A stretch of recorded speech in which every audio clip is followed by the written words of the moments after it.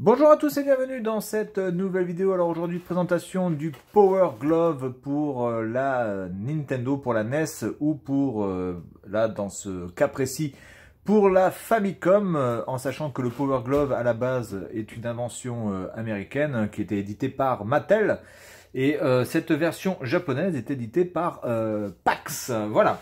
Alors le Power Glove, vous en avez déjà entendu parler, vous l'avez déjà vu dans pas mal d'émissions, j'imagine.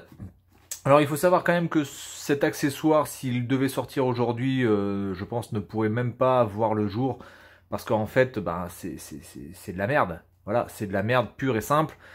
C'est presque voir une arnaque, hein, parce que jouer avec le Power Glove, c'est quasiment essayer d'atteindre l'impossible. Alors je vais pas faire une démonstration parce que il faudrait que je reconnecte tout et c'est un peu relou. Mais avant de vous le présenter, j'ai quand même fait un test sur un jeu de baseball, sur différents jeux, sur un Mario aussi. Et c'est franchement mauvais, voilà. C'est franchement mauvais parce que le système est beaucoup trop sensible. Et vous avez besoin absolument de pouvoir, vous avez besoin de bien calibrer vos mouvements, d'être vraiment au poil de cul à chaque fois pour éviter de faire une double commande, soit faire diagonale droite, ou soit diagonale haut, ou diagonale bas, ou diagonale gauche, enfin peu importe.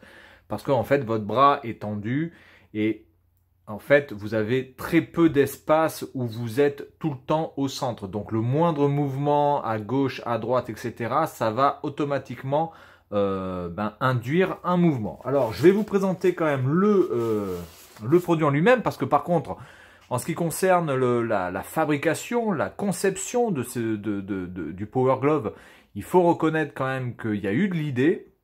Ça, on peut pas le nier, c'est clair. Il y a eu de l'idée.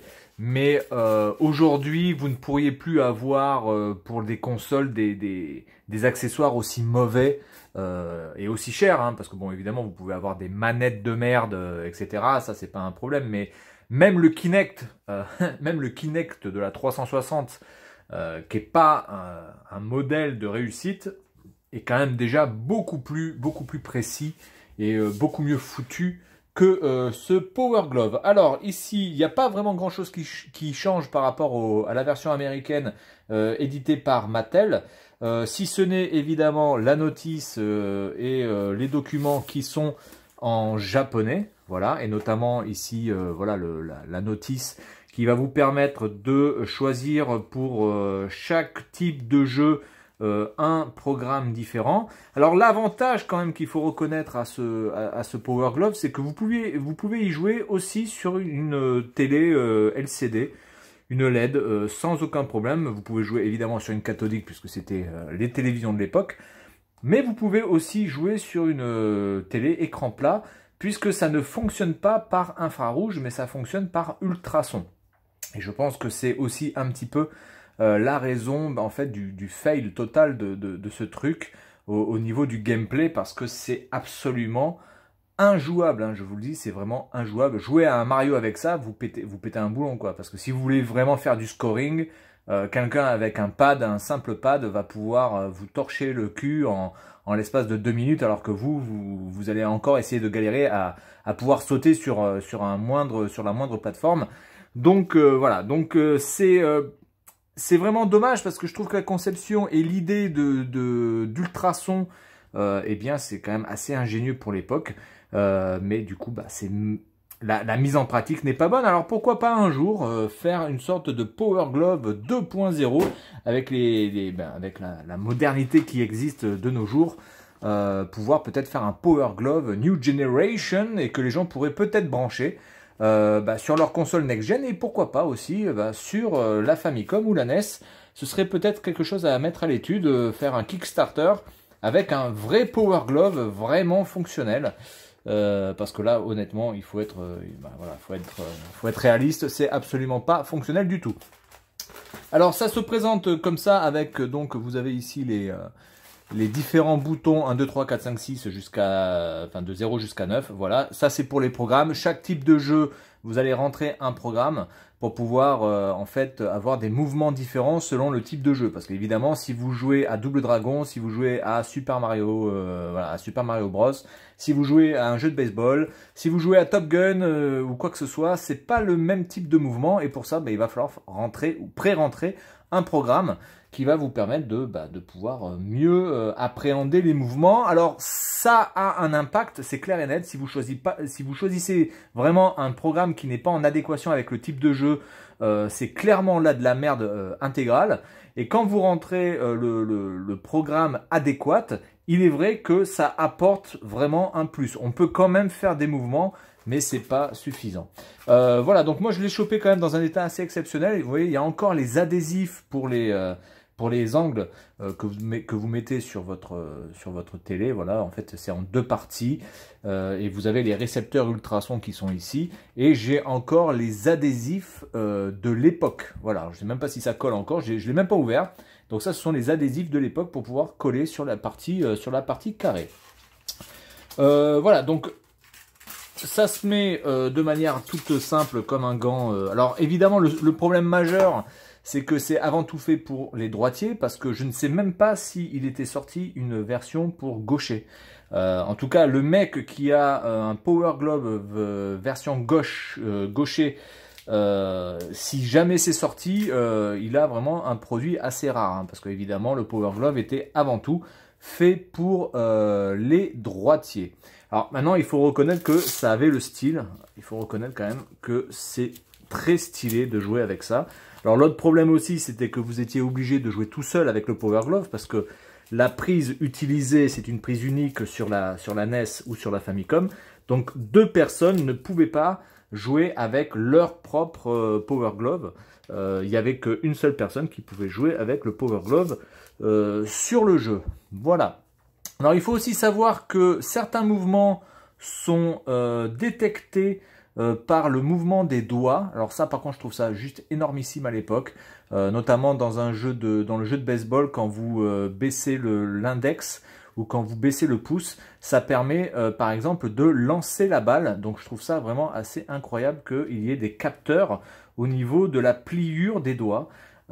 Et ça par contre ça marche très bien, hein, par contre, hein, c'est clair, quand vous pliez le doigt, ça lance la balle automatiquement. Alors après par contre, pour aller sur les différentes bases sur le terrain de baseball, ça c'est autre chose, mais c'est vrai que la plissure fonctionne à merveille. Voilà. Donc la qualité de fabrication est vraiment très très bonne, le tissu est de très bonne qualité, le plastique est de très très bonne qualité aussi. Vous avez donc ici l'émetteur ultrason qui se situe, hop, si j'arrive à l'enlever, qui se situe ici, voilà. Vous avez deux émetteurs ultrasons, voilà, qui partent et qui vont donc se mettre sur les différents récepteurs qui sont là, et selon la hauteur, selon l'angle, eh bien ça va pouvoir détecter quelle est la position, en sachant que la position de votre bras sera indiquée ici avec A, B. Quand vous appuyez sur le A, sur le B, vous avez les trucs en rouge, et quand vous avez haut, bas, gauche, droite, ici ça se met à clignoter. Donc quand vous avez par exemple diagonale haut, droit, eh bien vous avez les deux ici, les deux diodes qui vont s'allumer pour dire que vous faites un haut droit, voilà, c'est-à-dire la combinaison de haut plus droit pour faire diagonale haut droite. Donc c'était plutôt bien foutu quand même dans la conception, encore une fois, hein, c'est assez bien fait, mais malheureusement je comprends pas les gens qui ont testé ça, comment c'est possible d'avoir sorti un produit pareil avec autant de défauts de gameplay, parce que de toute façon c'est injouable. Voilà, il y a quelques jeux, je pense, où c'est à peu près possible de jouer, notamment Top Gun. Top Gun reste un jeu tout à fait jouable avec le Power Glove, mais encore une fois, vous en sortez tellement mieux avec le pad, que quel est l'intérêt vraiment de jouer avec ça? Aucun. Voilà, vous ne pouvez battre aucun score. Toute personne qui a un pad à côté de vous, de toute façon, va vous mettre minable. Vous ne pouvez pas jouer en plus éternellement avec le bras tendu. C'est assez fatigant. C'est absolument pas ergonomique. Donc voilà, c'était à l'époque où on faisait des trucs un petit peu fous. Ça pouvait sortir. En plus, ça coûtait quand même assez cher, hein, parce qu'il fallait quand même compter à peu près une centaine de dollars pour pouvoir avoir cet accessoire. Aujourd'hui, je pense que ce serait pas possible. Voilà, vous sortez un accessoire à plus de 200 ou 250 euros et le fail est absolu à ce point-là. Le produit ne peut pas sortir. Voilà, le produit se fait démonter dès les premiers tests. Voilà, c'est terminé et on va demander aux concepteurs de revoir leur copie. Bon, à l'époque, c'était pas forcément le cas. Ça s'est vendu, mais je pense que beaucoup de gens ont été très très vite déçus. Dès les premières minutes de jeu, notamment par exemple sur Mario, qui reste un jeu quand même assez simple, assez classique et assez populaire. Et jouer à Mario avec ça, c'est vraiment inintéressant. Voilà, c'est inintéressant au possible. Il faut tout installer, c'est relou, c'est absolument pas agréable, c'est pas confortable. Et en plus, le résultat au niveau du gameplay est vraiment pourri. Voilà. Donc en tout cas, ça reste quand même un très bel objet. Très très belle conception qui ne vieillit pas avec le temps. Hein. C'est un produit qui a plus de 30 ans. Et qui a encore une qualité de fabrication, de plastique, de tissu et de fonctionnement, parce que ça fonctionne nickel, hein, j'ai aucun problème, tout s'allume, tout se coordonne, il n'y a aucun problème, les boutons fonctionnent aussi, mais c'est voilà, c'est juste pour la vitrine. En termes, enfin pas en termes, mais en matière, parce qu'en termes de ce n'est pas correct, en matière de gameplay pur et de plaisir, eh bien c'est le néant. Voilà, donc c'est tout pour cette vidéo, et puis moi je vous dis à la prochaine, salut à tous.